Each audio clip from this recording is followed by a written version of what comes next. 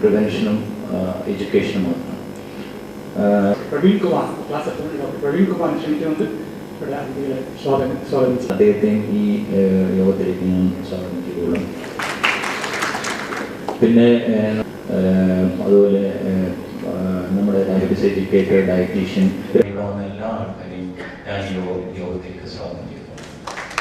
ഒരു വെള്ള കറുത്ത സാധനങ്ങൾ ഓടി നടക്കുന്ന പോലെയുള്ള ഫീലിംഗ് നഷ്ടപ്പെടാനുള്ള ഇടയാക്കും. അപ്പൊ ഞാനൊരു രോഗിയെ കണ്ടു, ആ ഒരു 10-15 വർഷമായിട്ട് ഡയബറ്റീസ് ഉള്ള ആളാണ്. പോയിട്ട് ആ ഉച്ച സമയത്ത് റോഡിലൂടെ നടന്നു, ഒരു 5 നേരെ. പക്ഷെ പ്രമേഹത്തിന് ഞാനിങ്ങനെ ഗുളിക ഡോക്ടർ എഴുതിയിട്ടില്ല, ഞാൻ അങ്ങനെയൊന്നും കഴിക്കാറില്ല. ഇടയ്ക്കൊരു കിഡ്നിക്ക് തകരാറുണ്ടാക്കുന്ന പ്രമേഹമാണ്. അപ്പൊ നിങ്ങൾ ഈ പേടിച്ച് അതല്ലാതെ ഡയബറ്റീസ് നമ്മളാരും ഒന്നും ചെയ്തിട്ട് ഒരു ആക്സിഡന്റ് ഒക്കെ പറ്റുന്നവരുണ്ടാവുന്ന ഒരു രോഗമല്ല.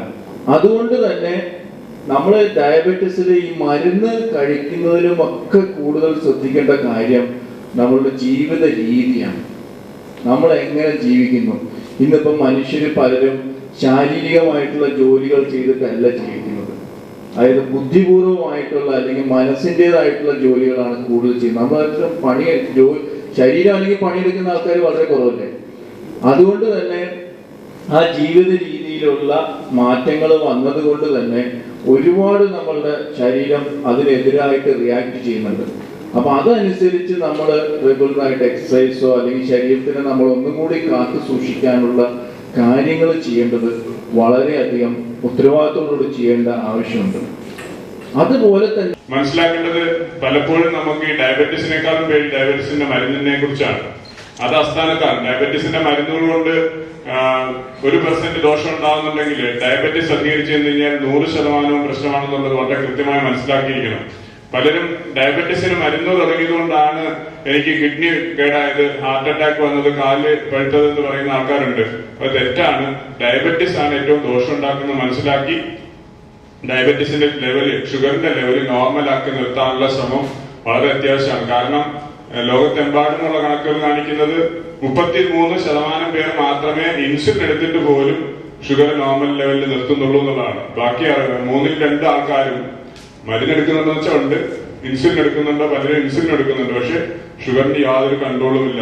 ഈ HbA1c ടെസ്റ്റ് എന്ന് പറയുന്നത് ഓരോ പെർസെന്റേജ് കൂടുമ്പോഴും 30-33% കണ്ണ് മുതൽ കാല് വരെയുള്ള അവയവങ്ങൾക്ക് കേടുവരാനുള്ള സാധ്യത അധികരിച്ചുകൊണ്ടിരിക്കുക. അപ്പൊ 7 താഴെ നിൽക്കുന്നതിന് പകരം 8-9 പോകുമ്പോഴത്തേക്ക് 10 ആകുമ്പോഴത്തേന് ഏതാണ്ട് 100% നമ്മുടെ എല്ലാ അവയവങ്ങളെയും ദോഷമായി ബാധിക്കുന്ന തരത്തിലേക്ക് ഈ ഷുഗറിന്റെ ലെവൽ എത്തിച്ചിരിക്കുന്നു എന്നുള്ളതാണ്. അപ്പൊ അത് എനിക്ക് 2 കാര്യങ്ങളെ പറയാനുള്ളൂ.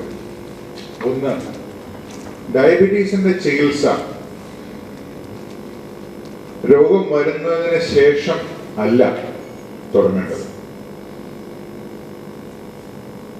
ഇവിടെ ഡോക്ടർ ഹഫീസും ഡോക്ടർ പത്മകുമാറും പറഞ്ഞു, നമുക്ക് നമ്മുടെ ജീൻസ്, നമ്മുടെ ജനിത, ഈ സാധാരണ നമ്മൾ പറയുന്ന ഈ ഡയബറ്റിക് ഡയറ്റ് ഉണ്ടല്ലോ, അതായത് അന്നജം അധികം കഴിക്കരുത്, മധുരം അധികം കഴിക്കരുത്, കൊഴുപ്പ് അധികം കഴിക്കരുത്, ആഹാരത്തിന്റെ അളവ് നിയന്ത്രിക്കണം, ഇതൊന്നും പ്രമേഹ രോഗികൾ മാത്രം അനുഷ്ഠിക്കാനുള്ളതല്ല.